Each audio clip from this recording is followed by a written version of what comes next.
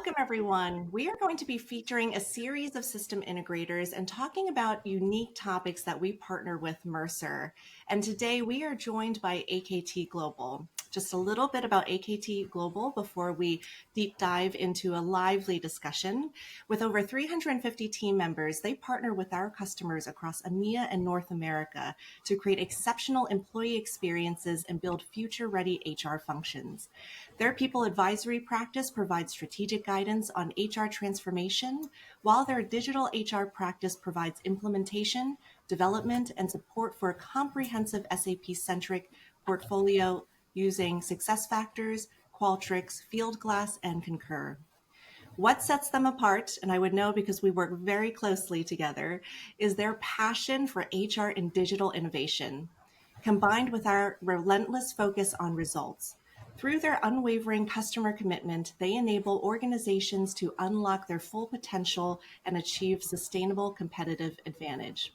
So I am incredibly excited to be joined by this amazing panel. Today we have Eaton Bernstein, partner at AKT Global, and Daniel Der, Principal of Strategic People Advisory at Mercer. Thank you so much for joining. How are you doing today? Hi, Corinna. Nice to be here. I'm doing great. Thanks, Karina, for having us. I'm really happy to be here. And thanks, Daniel, for sharing the stage. Excellent, excellent. Well, and I will be your host, Karina Lamb, certainly global leader of vendor services at Mercer. So as we get started, especially for those who have listened to this episode before, I want to start off with something fun, something that will allow us to understand our panelists a little bit more. And today, because our topic is focused on skills and debunking myths and really talking about all of the questions that we get from clients today, I must ask, as it relates to skills, what is your superpower? So I can go first. I think the superpower that I have is when I talk to new people, I can always find similarities between them and I, because I'm super interested in different things. I've traveled half of the world. I'm super interested in different sports. I play different sports and I watch a ton of Netflix, and that's why I always find conversation topics when I meet new people. I love that. And I've actually been interestingly described in a skill that I never thought of. But then when someone said that, I said, oh, wow, that I would really like to be recognized at the super skill of being an orchestrator. So although my career has spanned roles in engineering, in HR, in consulting, as a startup founder, what I think has really built up a skill that has been useful for me across many different use cases and situations and different business situations, but also social, has been to be an orchestrator of community, of people, of groups, and how to bring complexity together, a lot of people with different perspectives. I like the term herding cats. I think orchestrator is an ability or a skill to be able to bring people together and create something together that works. I love that. And both of you certainly will have lots to share, as Daniel is very good at connecting people, and you as well, Eaton, especially from a work perspective. And it'll be exciting. I know we've worked on projects quite a bit between Mercer and AKT. And so I'm excited to see more clients that we can help together, and all of the people and hopefully simplifying their complexities, but all of the complexities and bringing that together as well. So as we dive into this, I know we're going to talk a bit more about debunking myths, but I do have to do a little bit of a plug on a recent POV that recently came out. And I know we have a guest star here, Daniel, who was part of contributing to writing this POV. So if both of you could share a bit about what that is, just so our audience can hear about it, and we'll send it out afterwards as well. Yeah, super. Before I dive into the content, let me preface that with saying it's something really easy to read. And it's not something for an expert audience, but rather for an audience that is maybe starting their skill journey and looking for orientation on how to actually start or commence it. And that's probably a good starting point. So the POV that we recently launched is basically 5 learnings that we had from different client projects, how you get the skills journey started with SAP SuccessFactors. And we basically provide insights into what we would do differently if we can do some things over again, how you can leverage SAP SuccessFactors quite efficiently for starting your skills journey or creating your skills ambition. And what I actually like most about it, we do not only talk about technicalities of success factors, but it's a more holistic picture of what do you have to think about when you start this skill journey and leverage success factors along the way. And one thing that is really important to me and is also close to what I'm doing in my everyday work is, well, it's not only about the tool, but it's also about how you actually are taking the people with you on this journey. And that's probably the highlight of this POV that I have. We are also talking about one learning that we have, that's culture and enablement communication. So it's no matter how good your skills framework or how good your success factors is set up and implemented, if you do not explain the reasoning why you're starting this skill piece to people, and if you're not taking them with you, it will not be successful. And that's what some organizations have learned the really hard way. And that's really what I like most about this POV that we just recently published. And if I can add, I think that the team that wrote this with Daniel's leadership did a great job in doing something that isn't easy to do. And that's taking, anyone who's been involved in many of these projects, as we all have, has seen that every one of them is unique, right? Every customer has unique elements, unique challenges. Everyone wants to feel that they're different. But the trick and I think what the POV has done very successfully is taken all this rich information and experience that is different from one place to another and managed to really encompass a few really key things that are not unique. And there's no reason you shouldn't learn from projects that others have done and mistakes or best practices on both sides that others have experienced. And I think that taking that rich experience and bringing it into something relatively short and simple but very clear is very, very special about this specific POV. Mm-hmm. Absolutely. I mean, I read it myself, and it is a very easy read. It is certainly not an easy thing to do, to take something that can be quite complex, has many layers in it, and simplifying it to the basics so that everyone is able to understand. Now, one of the things I hear the most often at times, I'm going to ask some hard questions on this, so be prepared. But one of the things that I often hear about is skills is just a hype. It's everyone's talking about skills. It's just here. What any reactions to that? So I think there is a small element of hype, and that's okay. But that's not, things are hype. Every period of time we have something that everyone's talking about, and that doesn't mean that it isn't meaningful and isn't important. There is an element of hype to the skills conversation, but I think we need to realize that there's a reason why the skills conversation has really exploded on us right now, right at this period. And that's not just a hype of someone pushing an agenda or someone that HR is looking for something to talk about in conferences, but it's actually the result of real challenges in business and in the world that are coming together to form the need for organizations to be focused on skills.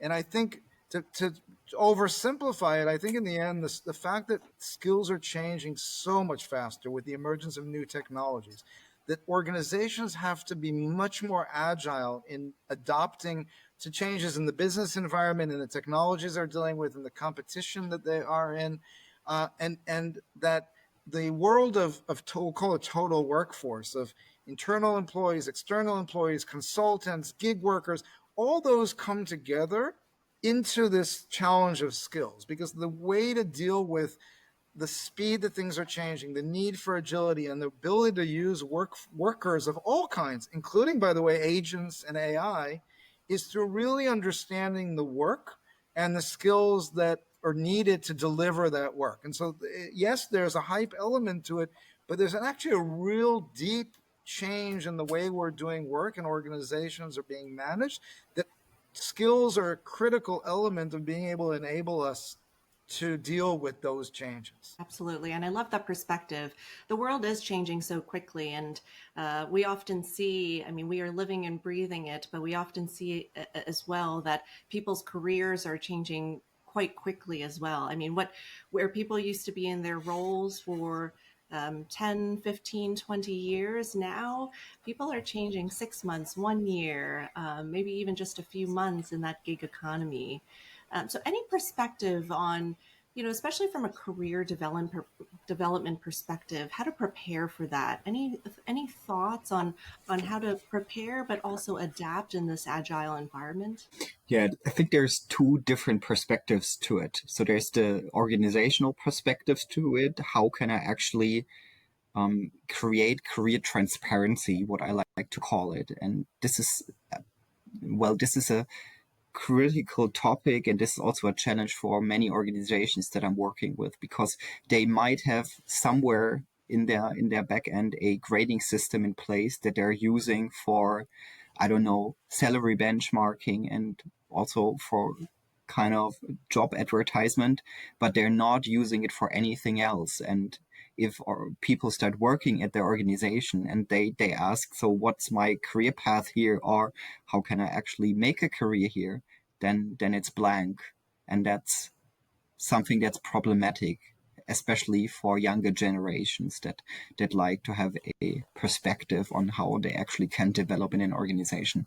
And skills can provide a perspective here, because they can actually provide transparency on what capabilities are required at what level in the organization. And I really like that perspective. And when we look at the other side, that's of course the side of the employee. What benefits does employees have from actually increasing their skill proficiency or learning new skills? And there's a term that's called employability, and employability is basically your market value, or the market value that you have as an employee. And if you're constantly learning new skills or increasing your skills proficiency, of course, your employability goes up and you have more opportunities to expand and grow your career in different directions. And I think that's really a win-win situation for both parties. And maybe if I can add to Daniel, I completely agree. I think it's really interesting to see, particularly as we see economies in many places slowing down, companies becoming flatter and maybe smaller in many places, that the opportunities in the way of thinking about career as, moving up the ladder, is that those kinds of opportunities are becoming, less available. But on the other hand, the opportunities to do a very broad range of things, the opportunities to be exposed to new activities within the same, maybe the same job title, maybe within the same structure in the organization, but actually have a very rich career of opportunities, of types of responsibilities, of activities, of interactions, right?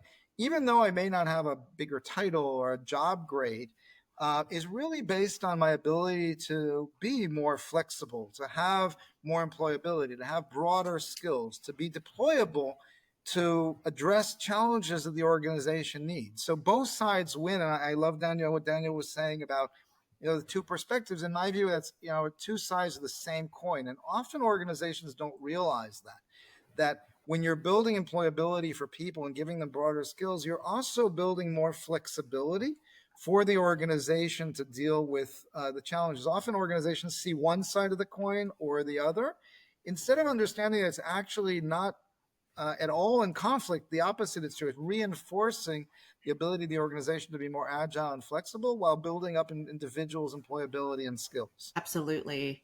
And, just to kind of expand on that, I mean, certainly I think in our day-to-day, kind of coupled with that, there are quite a large number of technology companies that help guide that work. As Daniel had talked about career transparency. And as we take a look at organizational structures, and Eaton, you had mentioned they're getting flatter and smaller, but there's all these different HR technologies out there that are helping guide very specific areas. How do we help our clients sift through all of those different companies?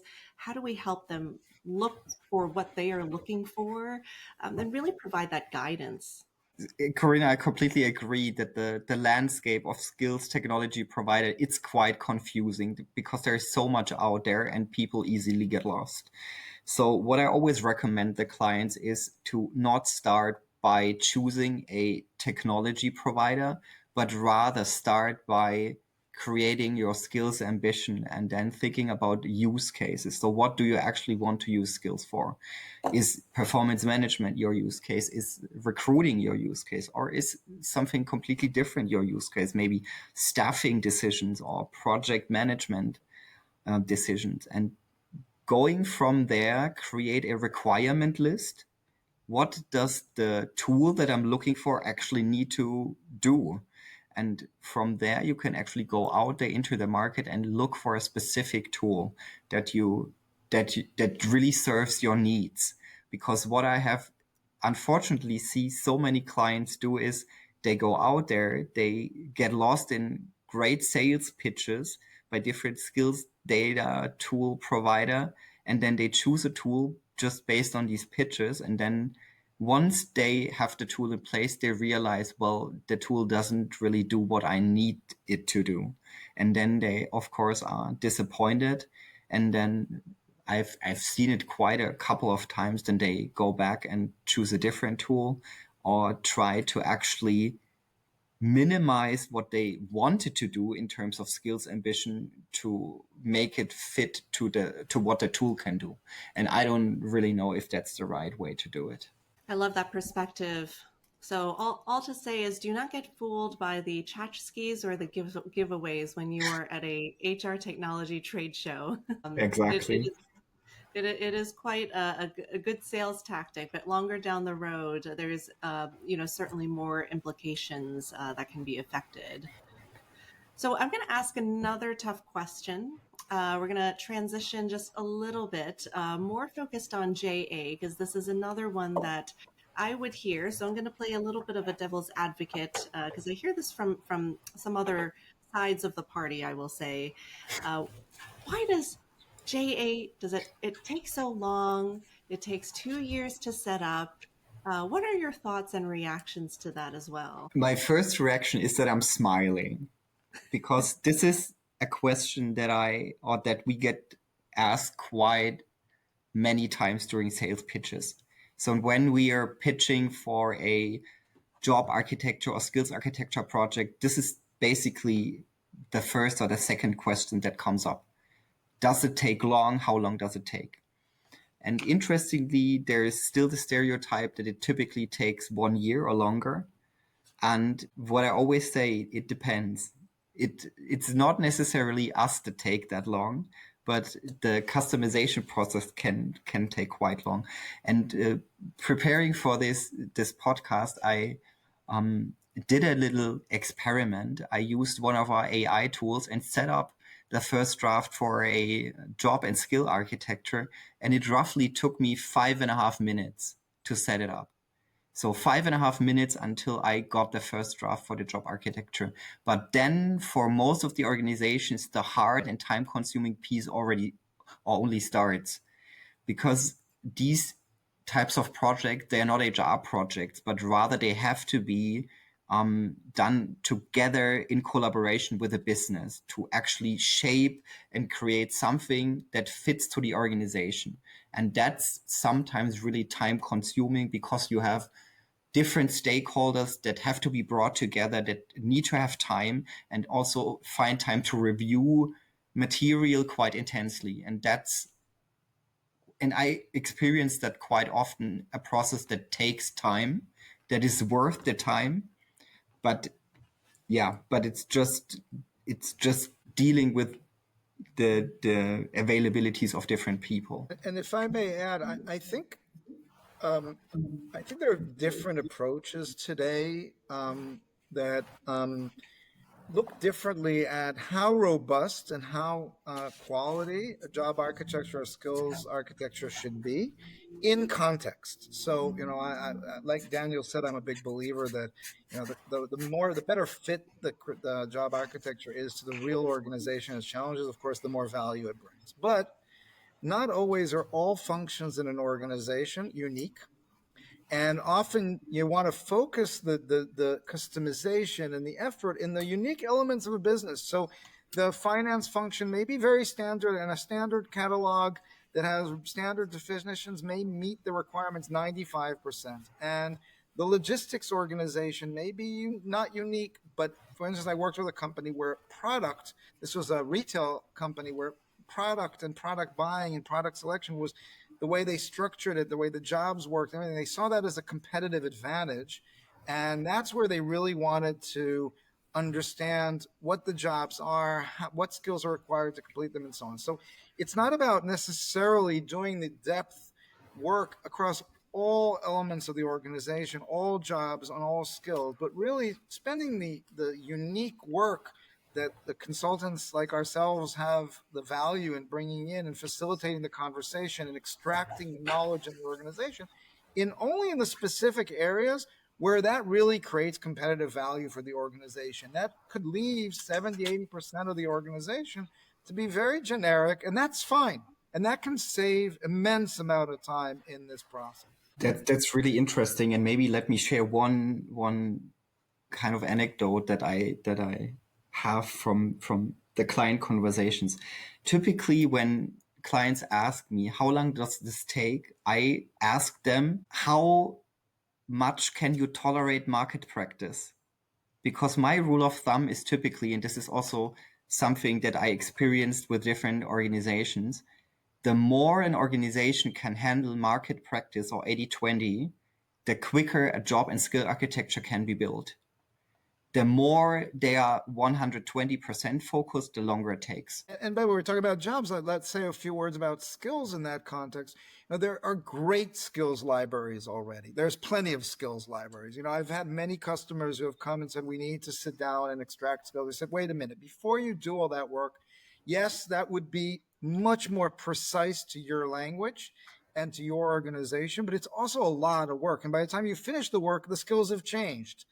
How about we start by selecting an existing skills library that meets your requirements in most cases? And again, that doesn't mean it's a black and white discussion. It's not either you build a skills library from scratch or you adopt a skills library as is. The right answer is always something in the middle, right? And choosing the right balance between, let's take something that's good enough in many functions, in many skills families, and then where there are really unique elements to your organization, that's where let's invest. And so it's about, exactly as Daniel was saying, it's about how much can you adopt market practice, how much can you adopt best practices, where, not only because it's a lot of work, but where is there really a competitive advantage to your business to make that additional investment and get the information precise in those roles and in those skills. And those are some really important points. Competitive advantage, ensuring that we have a strong shape and fit, for the organization. I mean, the standardization, and as Daniel tested it with AI, I mean, it can only go so far. You can get what you need, but then again, it goes back to longer term of really making sure that what the results are fit for your organization, and it being tailored is really where we want to go. Yeah, it also comes back to the use cases. I've seen so many organizations just saying, well, I do want to be compliant with the EU Pay Transparency Directive. They do not need this fully customized job and skill framework, but rather they need something that is market standard. And they, of course, can spend less time on customization. If a client comes to me and says, this and that are my skills use cases, then I would act quite differently and say, well, let's think about where we have to customize and where we actually have to think about what are the business critical skills. Yes, absolutely. And I'll ask another tough question as we are debunking myths. We are going through quite a few of the myths that people often bring up. How do you, effectively measure all of this? Often at times they say, well, I spend all this time, I try to put in the skills, but how do you measure the end result? And I know, Daniel, you had also mentioned a bit of the use cases, but how do we share that with a client? Yeah, I would start way earlier than with the use cases, because one of the biggest challenges in these types of projects is to actually get employees to interact with this skills platform that you put into place. And one of the most basic KPIs is actually this skills data platform adoption. So how quickly and how many employees are actually interacting with this platform, and typically the different platforms that are out there that that definitely can analyze different KPIs and also different metrics that give you an overview of what are people using the platform for, how often are they using it. And I think that's the first touch point, or the first point where you should be starting. And then if the interaction is actually low, you should really think about, well, did I explain it well enough, or why are people not using it? Is maybe my interface or my front end not attractive enough? And then start working from there. Of course, there are definitely other KPIs or measures that you could use to go into the details on how effective or successful this is. But this is then more about really looking into the use case, and also looking into your maybe engagement survey results. Has the quality of conversations between managers and employees increased? Because that might be an indication of, well, I can actually use the information that are existing in the skills framework to boost the quality of the conversations. Yeah, and then also, of course, how many hours of learning are putting people in? That could also be an indicator of, well, now I know what skills are required, and now I'm putting in the work to actually acquire these skills. And I agree with everything Daniel said. I want to add another perspective in addition to that, because it's not instead of it all. And that is, I think the best projects are the ones where there's a clear business outcome as well to the work on skills. And I'll give an example, right? A sales organization wants to upskill its pre-sales and post-sales team to be able to support its sales process, close more deals, and have more customer satisfaction, right? That in the end translates, yes, into interaction with the system, learning hours, all the things that Daniel mentioned, right? Updates of the skills information in the system and so on. But those are all leading indicators to what we really want to see is the business outcome as a result. I think we often forget along the way that we're not about only feeding the system. Yes, obviously, if no one is going in, if no one's learning, if no one's documenting skills that are being acquired, if managers aren't using that information, there's definitely not going to get the business results. But just feeding the system is not always enough. You also want to make sure that all the other activities that relate to why we wanted to skill people in this function with these specific skills is actually happening in the organization, and it's actually achieving the business results that we want to achieve. So it's so just to add to another perspective, it's also not only looking at the business results, but specifically that target population in that function. For those skills, are we seeing a significant jump? If I want to have my finance team be using bots and automation to be much more efficient, I want to see them learning. I want to see them documenting those skills. I want to see less people doing more work, more higher quality in the accounting departments, right? The business results, but specifically the specific skills in the specific target populations that I'm trying to improve for my business. That's excellent.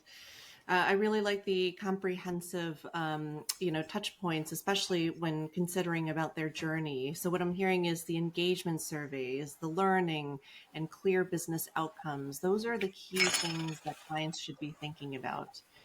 Now, as we touch on this, and I know you've covered quite a bit, but we'll kind of wrap up with one last question, just to ensure that anyone who's thinking about a skills journey and thinking about it for their organization, what kind of advice would you give someone who's about to adopt the skills-powered approach and transition into this journey? I can start here, and I would break it down into 3 basic points. First, develop a reason why. Do not jump or start a skills journey just because you have read a book or heard it somewhere or because it was helpful to any other organization. Really develop a reason why you want to do this and why it will help your organization. And if you do not find one, then maybe skills power journey might not be for you. Second, start small. Do not be over ambitious.